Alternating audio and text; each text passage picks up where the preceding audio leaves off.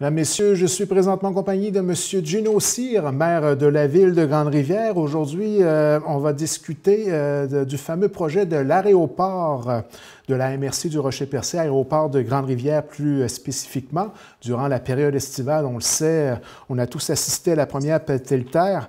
On peut le dire encore une fois, un projet très important pour le développement économique, non seulement de la ville de Grande-Rivière, mais de l'ensemble de la région de la MRC du Rocher-Percé. Ben, au niveau de l'aéroport, là, c'est une piste de 4000 pieds dans laquelle, là, étant donné que la courte distance, là, on n'était pas en mesure là, de faire des démarches pour intéresser des porteurs à venir utiliser au niveau commercial, que ce soit là, pour le cargo ou bien pour les passagers ici à Grande-Rivière. Puis comme vous l'avez dit, c'est la MRC, donc on n'est pas encore considéré comme un aéroport, c'était plus un aérogare. Le conseil qui est en place, là, on voit, là, on a eu l'opportunité avec le gouvernement qui est en place de pouvoir faire des demandes d'aide financière pour des infrastructures de mise à niveau au niveau des aéroports. Donc, ici, dans la MRC Rocher-Percé, l'aéroport, comme vous le savez, est sur le territoire de la municipalité de Grande-Rivière. Il y a une démarche qui a été faite au niveau de la municipalité. On est allé chercher là, pratiquement 8,5 de subventions là, pour faire la réalisation des travaux. On parle des travaux d'environ à peu près de 11 millions. Donc, en gros, les travaux présentement, c'est l'élargissement de la piste puis un prolongement d'environ de 1000 pieds, donc, qui vont faire une piste de 5000 pieds. Les travaux ont pu durer durant tout l'été. Je sais que ça a causé quelques inconvénients, là, parce qu'on utilisait beaucoup là, de matériel à partir de la carrière à Brousseau qui est sur le territoire de la municipalité de Grande-Rivière aussi. Donc, ça a créé un gros flux de transport. Mais je vous dirais que c'est un investissement là, qui est très important pour la MRC, autant pour la sécurité au niveau de la santé, de permettre d'avoir là, un accès là, par avion pour permettre là, aux gens de l'hôpital, là, aux besoins de pouvoir là, utiliser là, l'aéroport Rocher-Percé, parce que nous, ce qui nous inquiétait beaucoup aussi, c'est que la piste qui est en place présentement là, au niveau de l'asphaltage, là, il y avait des gros bris. Donc là, l'investissement qu'on a fait aujourd'hui, ça nous permet d'avoir une piste là, réfectée de 1000 pieds supplémentaires avec une couche d'asphalte, je vous dirais, adéquate. Les prochaines étapes, ça va être un nouveau bâtiment pour l'aérogare puis présentement, là, je vous dirais qu'au niveau de la MRC du Rocher-Percé, la personne qui s'occupe un peu du dossier de développement économique, M. Jérôme Alexandre Lavoie, travaille déjà là, avec des porteurs intéressés à utiliser l'infrastructure en place. Donc, ça va être un bel outil de développement qui va être bon pour le secteur touristique, puis qui va être aussi bon pour le secteur des pêches. Puis l'ensemble des citoyens, parce que on ne faut pas se le cacher, là, au niveau de la disponibilité, d'avoir là, la possibilité de pouvoir aller pour l'avion ambulance, d'atterrir là, directement sur le territoire, bien, ça peut sauver des vies. Puis je vous dirais qu'une bonne partie de l'investissement a été faite en fonction de ça. Donc, on ne se le cachera pas, les investissements qui ont été faits, ça consolide le service d'avion-hôpital, ça va, mais vous avez certainement derrière la tête au niveau du développement, d'y aller au niveau touristique, du cargo aussi, du transport de marchandises. Si on a rallongé la piste, c'est qu'on a certainement derrière la tête des projets bien spécifiques de développement, là. Ben, écoutez, présentement, là, il y a une étude qui va se réaliser pour évaluer la possibilité d'utiliser le cargo là, directement à partir de l'aéroport de la MRC du Rocher-Percé. C'est sûr, certain, pour que l'industrie des pêches, là, ça va être un plus. Puis au niveau touristique, là, au niveau de la MRC du Rocher-Percé, dans la planification stratégique, là, entre autres au niveau du volet touristique, on veut intéresser là, des grossistes là, à venir là, directement là, sur le territoire de la MRC. Puis nous, on va avoir à travailler avec les entrepreneurs pour créer des forfaits intéressants pour le tourisme. Donc, en gros, là, c'est sûr certain que si les élus ont décidé d'embarquer dans un projet de 11 millions, c'est parce qu'avec les maires qui sont autour de la table présentement, on a pratiquement une bonne vision du développement, on a des expériences en affaires. Donc, on est en train de travailler quelque chose qui est très structuré, qui va se tenir. Puis l'objectif de ça, c'est maximiser les retombées économiques directes et indirectes au sein de la MRC. C'est un gros investissement, mais on va en profiter pour en faire un outil de développement important au sein de la MRC du Rocher-Percé. Vous, Monsieur le maire, vous êtes aussi directeur de Gym Export, donc vous connaissez quand même assez bien les entreprises de notre secteur et les défis internationaux auxquels certains de nos entrepreneurs doivent faire face. Il y aurait certainement un grand potentiel de ce côté-là, j'imagine. Là, je vous laisse enlever le chapeau peut-être de maire pour parler un peu de votre expérience directement de travail en collaboration avec justement des entrepreneurs très importants dans notre secteur, dans la transformation, exemple, soit du crabe ou du homard, là, qui est très, très connu dans notre région. Bien, c'est sûr que le fait d'avoir un outil de développement, là, ça va permettre là, de créer des opportunités d'affaires qu'on ne pouvait pas faire avant parce qu'on n'avait pas les infrastructures. Dans la vie, là, on peut voir les choses de deux façons.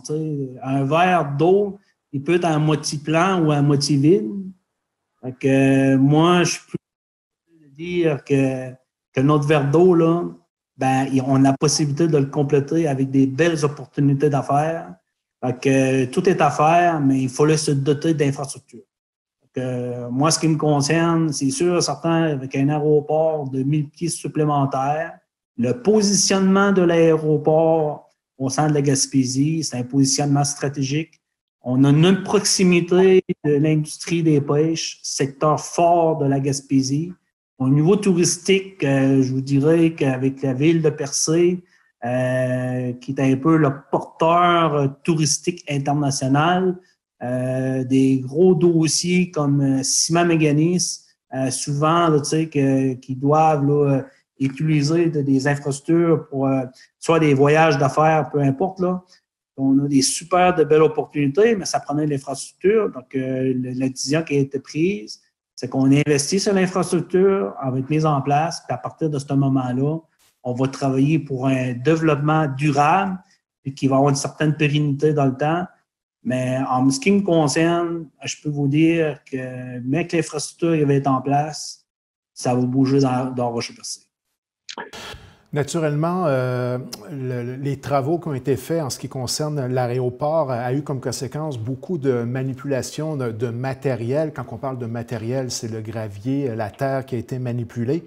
La ville a quand même, je dirais, entre guillemets, profité de l'occasion pour utiliser les surplus qui ont pu apparaître lors de l'ensemble de cette mise à niveau-là de l'aéroport et en a profité par la même occasion pour améliorer, réparer et améliorer des infrastructures de rue au niveau de la ville de Grande-Rivière. Vous en avez parlé un peu lors de la dernière assemblée de la ville, mais on voulait quand même le souligner lors de notre entrevue aujourd'hui. Ça a permis vraiment là, de faire plusieurs travaux sur plusieurs rues de la ville. Bien, au départ, là, quand ça a été le temps, là, on a ouvert, mettons, l'appel d'offres pour faire les travaux sur SEAO là, pour les travaux de l'aéroport. Je pense qu'il y a 3 contracteurs là, qui avaient de l'intérêt pour appliquer, là, pour avoir le contrat. Les 3 contracteurs avaient communiqué avec le directeur général de la municipalité parce que au sein des travaux, il y avait certains matériels qui devaient se départir. Puis, dans un principe, là, qu'il y a possibilité, dans un rayon de 3 km, de ne pas avoir de frais additionnels. Nous, là, le directeur général a travaillé fort là-dessus. On savait qu'on en avait des besoins là, à certains endroits au niveau de la municipalité. L'objectif de ça aussi, c'était que le contracteur qui soumettait un prix à la MRC, qui était le plus beau possible, parce que c'est l'ensemble des citoyens de la MRC. Que nous, là, on avait fait ressortir des besoins pour pratiquement à peu près pour 15 000 tonnes de matière granulaire. Puis je vous dirais que ce matériel-là, il a été utilisé. Il y a une partie du matériel qui a été utilisé pour le projet PumpTrack, qui a pu compenser une partie des coûts excédentaires que je vous ai expliqué dans une autre entrevue. Ça nous a permis aussi de faire la réflexion de 2 rues dans le secteur de Port-Beau, la rue Azur, la rue des Trams, de l'élargir, de pouvoir d'avoir un fond solide pour peut-être une prochaine étape là, au niveau de l'asphaltage, puis recycler. Puis dans un autre entrevue que je vous ai parlé au dossier PAVL, c'est que la réflexion, l'asphalte qui va être enlevé, ben ce matériel-là va être utilisé entre autres pour la rue de l'Azur, pour l'étendre, puis parce que c'est 2 belles rues dans lesquelles il y a des potentiels de développement résidentiel. Donc, au niveau là, du matériel qui était nécessaire, je pense que le directeur général a fait un excellent travail. Il a été en mesure de bien là, exprimer les besoins de l'ensemble de la municipalité dans un rayon de 3 km. Ce qui nous a permis d'utiliser une bonne partie du matériel là, qui était disponible là, à partir de l'aéroport. On va terminer en parlant du programme Réno Région là, qui va bientôt être disponible, si j'ai bien compris. Au niveau du programme Réno Région, là, en date du mois d'octobre, on a juste eu là, la semaine passée là, le montant dans lequel la MRC Rocher-Percé est éligible. Donc, au sein de chacune des municipalités, on a mis un peu à jour là, chaque dossier. Donc, ce qui concerne la Grande-Rivière présentement, là, malgré qu'on ait fait le tirage en 2018, il nous reste encore là, des gens sur la liste dans lesquels les travaux n'ont pas encore été réalisés. Donc, puis étant donné que le montant d'argent qu'on a reçu, qui fait partie un peu la portion pour la municipalité Grande-Rivière, les montants là, reçus ne nous permettra pas encore de faire l'ensemble des travaux de la liste qui est en place présentement. Donc, juste pour sécuriser un peu certaines personnes, c'est que je sais on avait fait un positionnement via un tirage au sort. Donc, les gens, là, ils vont être contactés là, pour leur dire là, les personnes dans lesquelles les travaux vont pouvoir se réaliser cette année. Mais on s'entend sur notre référence là, de liste, c'est la liste officielle offerte par la MRC, le positionnement des travaux qui restaient à faire au niveau de la municipalité. Donc, il n'y aura pas de tirage au sort cette année parce qu'on ne veut pas créer d'attente pour rien. Donc, je profite de l'occasion pour dire aux gens que s'il y a des gens qui attendaient le programme Réno Région pour espérer d'avoir des montants supplémentaires pour réaliser des travaux cette année, donc si vous ne faites pas partie de la liste, moi, je vous le dis, vous êtes essayez de trouver une autre façon pour réaliser vos travaux. C'est dommage, là, on aurait aimé recevoir un plus gros montant, qui n'est pas nécessairement le cas. Donc, par contre, là, les gens qui sont sur la liste là, présentement, je pense qu'il reste à peu près une dizaine de dossiers. Le directeur général, mais qu'on a la formation officielle, on va communiquer avec les gens pour leur faire part un peu là, quel projet va pouvoir se réaliser cette année. Et pour ceux qui ne connaissent pas le programme, peut-être rappeler les objectifs. Là, je comprends très bien là, que c'est dans le but de pouvoir permettre la rénovation de certaines résidences avec des critères bien précis. Bien, c'est ça, c'est un programme là, Réno Région. C'est qu'en réalité, c'est un programme qui est mis en place pour permettre là, à des gens là, de pouvoir faire certaines rénovations à leur maison. Mais il y a des critères qui sont établis là, dans lesquels la personne doit fournir là, son revenu là, annuel. La valeur, entre autres, de la maison ne doit pas excéder 100 000 d'évaluation. Les revenus gagnants, il y a un maximum dans lequel la personne doit gagner. Puis à partir de là, tout dépendant des travaux, de la condition, là, il y a un pourcentage qui est attribué de l'aide là, qui peut aller jusqu'à 95 %. Mais ça varie là, de 28 à 95. Mais présentement, là, il me reste à peu près 7-8 dossiers à 95 %.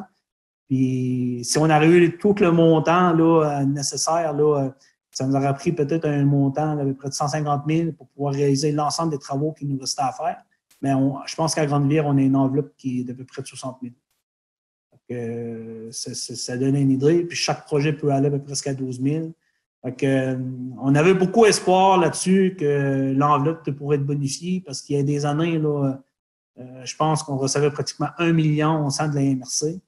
Au lieu de travailler avec un budget de 60 000, on travaillait plus avec des budgets de peut-être de 200 250 000 qui nous permettaient de réaliser plus de travaux, mais par contre, là, je vous dirais que c'est un programme, Réno Région, que j'ai comme l'impression que le gouvernement, plus que ça va aller, moins qu'ils vont mettre de l'argent dans ce programme-là présentement.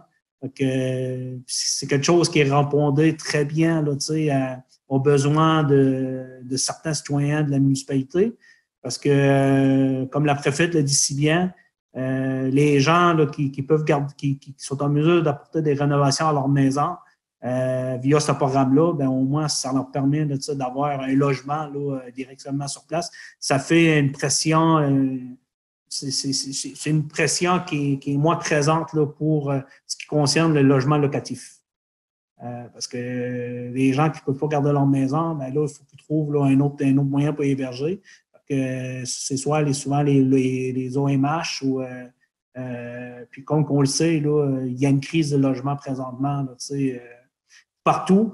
Donc, c'est ça. Donc, ce qui concerne Réno Région, là, je vous dirais que nous, on va avoir notre liste à jour. Les gens vont être interpellés. Mais s'il y a des personnes qui s'attendaient qui étaient pour avoir un autre tirage cette année, mais malheureusement, là, le montant attribué par les municipalités de Grande-Rivière, c'était une décision qui a été prise pour l'ensemble des municipalités qui n'aura pas de tirage cette année, parce que les montants qui sont attribués, ça ne nous permet même pas de réaliser les travaux qui sont déjà sur la liste présentement. Monsieur le maire Gino Cyr, merci beaucoup pour l'ensemble de ces informations, puis on se donne rendez-vous dans une prochaine entrevue, encore une fois, pour faire le point sur les dossiers importants en ce qui concerne la ville de Grande-Rivière. Bien, merci Mirko, je te souhaite une bonne journée. 1 700 $ en prix. Tous les dimanches, 12h30, jouez à votre super télébingo.